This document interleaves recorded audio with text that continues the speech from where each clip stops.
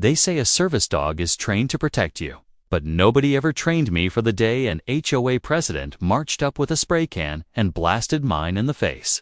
In that moment, I wasn't worried about fines or HOA letters. I was worried. My best friend couldn't breathe. Then she tried to spin it, calling the cops, saying my dog was dangerous. Dangerous? The only thing dangerous was how close I came to losing my patience. But this wasn't just one crazy neighbor. What came next? Animal control, fake reports, and a full-blown HOA scheme turned my quiet neighborhood into a battlefield. Let me start from beginning. Life had slowed down for me, and I liked it that way. After years of running on military time, handling dogs who could sniff out explosives hidden in the most chaotic corners of the world, I was enjoying something simple. Quiet mornings, fishing at the lake, and long walks with Teddy, my service dog. Teddy isn't just a dog. He's my anchor. A big, steady German shepherd with the kind of calm presence that could settle a storm inside my head. We had a rhythm, one that kept me grounded and sane. The neighborhood wasn't perfect, but I figured I could live with a few nitpicky HOA rules.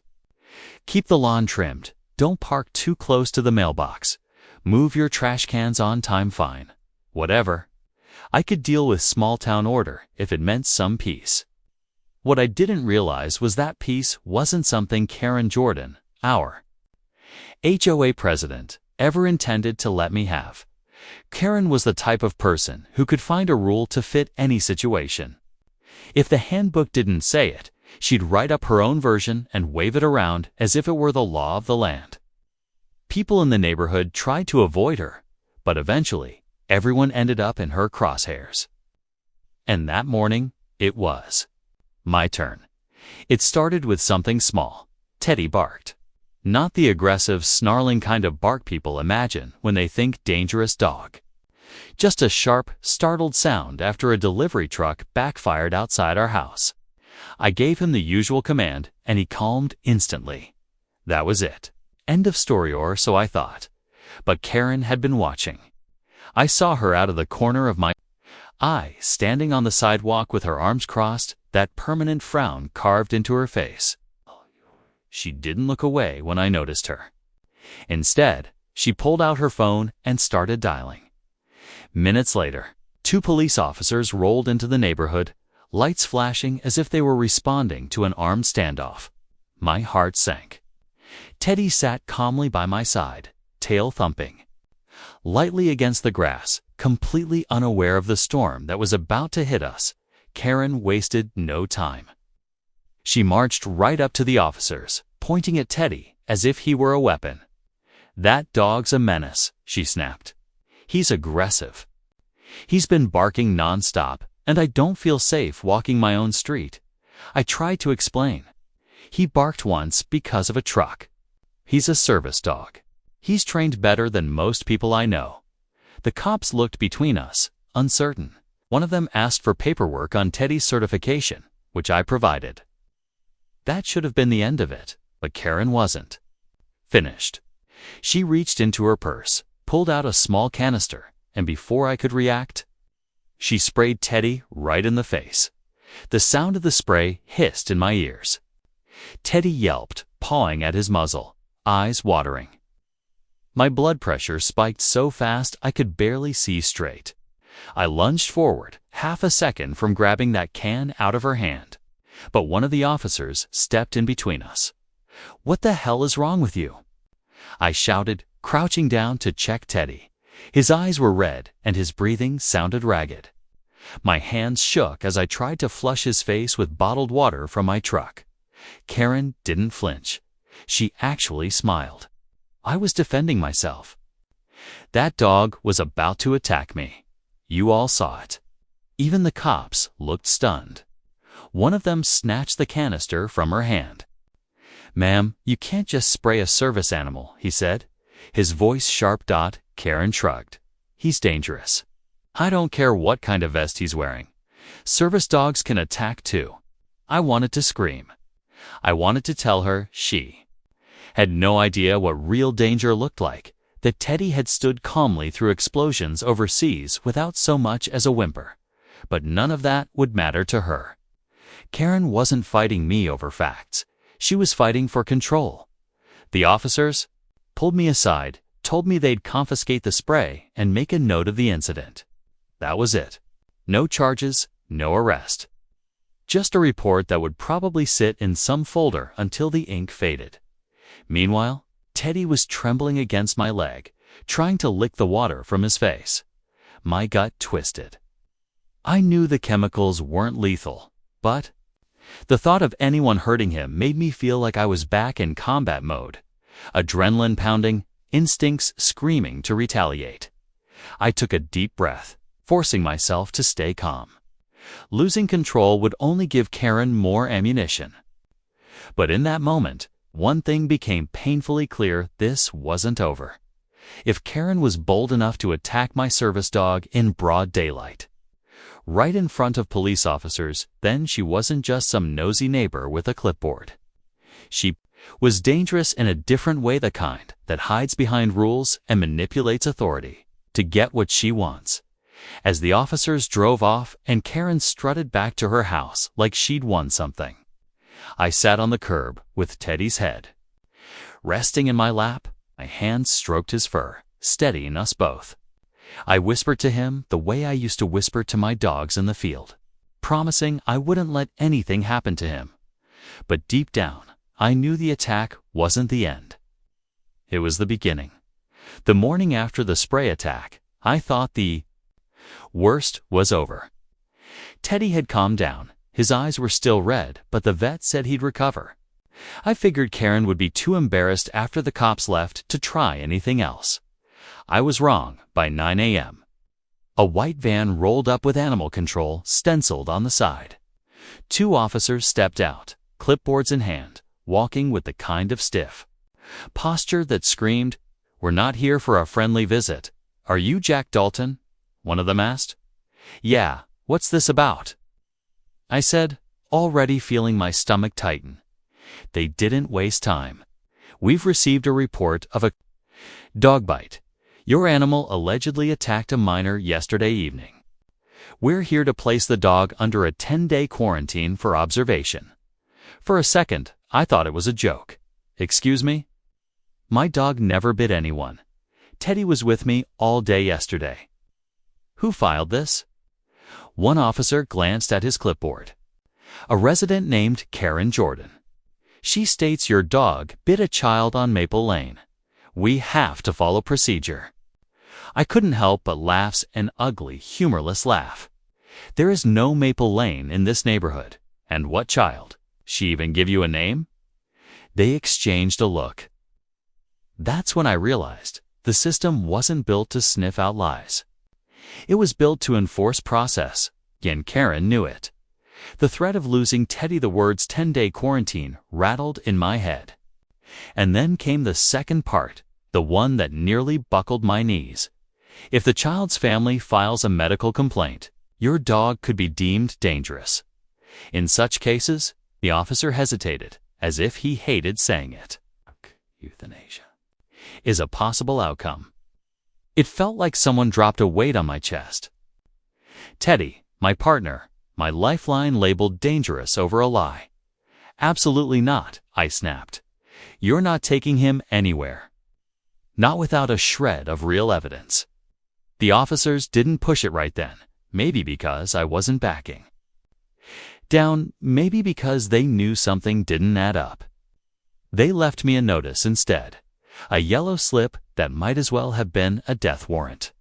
A pending investigation. Karen had moved from harassment to character assassination, this time targeting Teddy. The HOA cronies joined in by that evening. I found out she wasn't acting alone. A letter slipped under my door, printed with the HOA's fancy logo. Wasn't a violation, notice it was a community safety alert. Inside, 3 statements from supposed witnesses described the exact same story. Teddy lunging, teeth bared, a child screaming. Each statement was signed by different board members of the HOA. It was too clean, too coordinated. like they'd all sat in the same room and scripted it out. I crumpled the paper in my fist. "So that's how you're going to play it," I muttered. Karen wasn't just a power-hungry neighbor anymore. She had a circle-on entire board backing her lies. The search for the truth, I knew the only way out was proof. Hard, undeniable evidence. So I started with my neighbors. I went door to door, explaining what happened, asking if anyone had cameras pointed toward my yard or the street. Most of them wouldn't even open the door more than a crack. A few whispered through the screen, "I'm sorry, I can't get involved." Fear. That's what I saw in their eyes. Not just annoyance, not indifference. Fear. Karen had them all under her thumb. One neighbor, Mr. Collins, an older man with a trembling hand, pulled me aside. "Jack, I believe you. I saw you with that dog. He's as gentle as they come. But Karen," he shook his head, "she'll make your life hell if you cross her. I can't risk it." I walked away with nothing but frustration burning in my eye. Gut. The cameras don't lie, or do they? Next step, doorbell cams. I knew at least 3 houses nearby had them.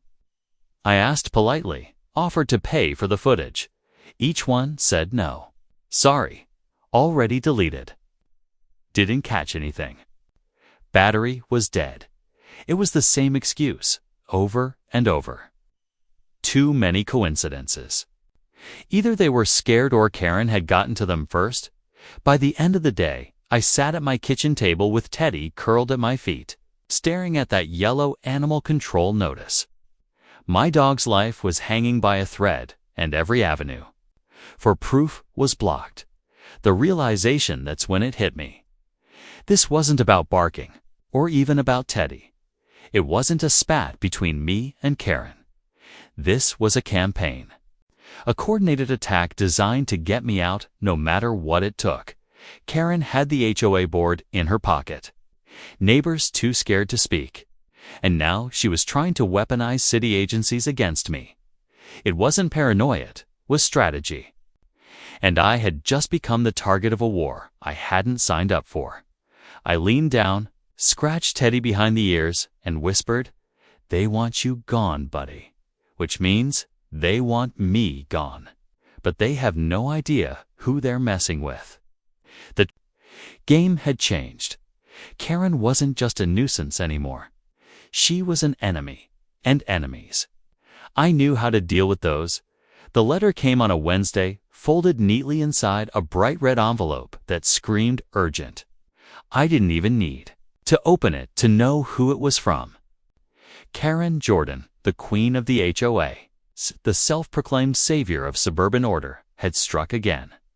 Still, and folded the paper, and there it was in black and white. Notice of violations. Total fines due $1,240. Failure to comply will result in further action up to and including foreclosure proceedings. I laughed at first, but it wasn't the kind of laugh that makes you feel lighter. It was bitter, sharp, the kind that comes out when you're staring at something so outrageous it almost feels like a prank. Except this wasn't a prank. Karen wanted my dog gone, and now she wanted me gone too. The violations were a joke. Things like unauthorized pet activity and failure to maintain community harmony. Community harmony. Teddy was a certified service dog. He didn't dig holes, didn't bark at night, didn't tear up gardens. He sat at my side, loyal and steady, while Karen manufactured chaos around him. But here was the catch. If I ignored these fines, Karen had the leverage of foreclosure. She was building her case, brick by brick, turning my home into a chessboard where she thought she held all the power. That night, I sat on the porch with Teddy. He rested his big head against my knee, eyes half closed but ears twitching at every sound. He didn't understand HOA politics or vendettas. All he knew was that I was upset, and he stayed close, grounding me the way only a service dog can. "Feels like she's winning, doesn't it?" I muttered, scratching behind his ear. Teddy gave a little huff, as if to say, "Not yet." I almost broke that night. Between the fines, the lies, the constant pressure, it felt like the walls were closing in. But then I looked down at Teddy. He'd been with me through darker places than this neighborhood. Desert deployments, sleepless nights, the kind of silence that only veterans understand. If he could keep going, so could I. When something shifted in my head. This wasn't about HOA rules anymore. It wasn't about fines or fake violations. This was war. Karen thought she could bully me into submission, but she had no idea who she was dealing with. I knew I couldn't fight this alone, though. I needed someone who understood systems, someone who could find the cracks Karen didn't want anyone to see. That's when I called Marcus. Marcus and I had served together overseas. While I was out in the field, he was the guy behind the screen surveillance. Signals, the quiet genius who could make or break an operation without ever pulling a trigger. After the military, he went into tech security, the kind of work where you sign a lot of NDAs and can't say exactly what you're doing. But for me, Marcus always answered the phone. "Jack," he said, his voice calm, almost bored, like I'd just called to talk about the weather. "What's going on?" "I think I've got a warlord on my hands," I told him. "Only difference is, this one runs an HOA. He chuckled. "You're serious, aren't you?" "As a heart attack. She's hitting me with fines, trying to take my house, and she went after Teddy." That last part made his voice sharpen. She touched the dog, sprayed him in the face, tried to get animal control to take him. Now she's filing bogus violations. There was a pause, then Marcus sighed. "All right, send me whatever documents you've got. Let's see what the empire's built on." 2 nights later, Marcus drove up in his beat-up Jeep, laptop bag slung over his shoulder. We sat at my kitchen table. Papers spread out, violation notices, fake ordinances. Even the HOA newsletter Karen sent around like it was gospel. Marcus raised an eyebrow at some of the legal jargon. "Half of this stuff is nonsense," he muttered. "She's quoting laws that don't exist, Jack. Look, Community Ordinance 45B. That's not even in county code. She made it up." I clenched my fists, and she's using it to threaten foreclosure. "Yeah, well, let's dig deeper." Marcus cracked open his laptop. I'm not going to spell out everything he did. I couldn't if I tried, but within an hour, he was inside the HOA's email servers. His fingers danced across the keyboard, lines of code scrolling by like a language only he spoke. Then he stopped. "Jack, you're not going to believe this." He turned the screen toward me. An email thread filled the page. Subject line, "Dog situation." Karen had written it, copying in 3 other board members. "The incident with the dog is our chance. We push hard enough, we can get him out. Keep your stories straight about the bite. Remember, dangerous animals are grounds for removal. Once the fines start piling up, foreclosure will follow. Stay firm." I stared at the screen, my chest tightening. This wasn't paranoia. This wasn't me overreacting. Karen had planned the attack. She was coordinating it, step by step, with other people in on the scheme. Marcus scrolled further, opening more threads. What we found was worse. Talk of misusing HOA funds. Discussions about targeting other residents, even mentions of connections with HOAs in nearby neighborhoods. "This isn't just about you, Jack," Marcus said quietly. "She's been running this like a racket. Abuse of power, fraud, intimidation, it's all here." For the first time since this started, I felt something I hadn't in weeks: relief. Not because the fight was over, but because I finally had proof. Hard evidence. Karen thought she had me cornered. She thought I was just one man with a dog. But now I had the receipts, and the war was about to turn in my favor. Jack Dalton didn't sleep much after the attack.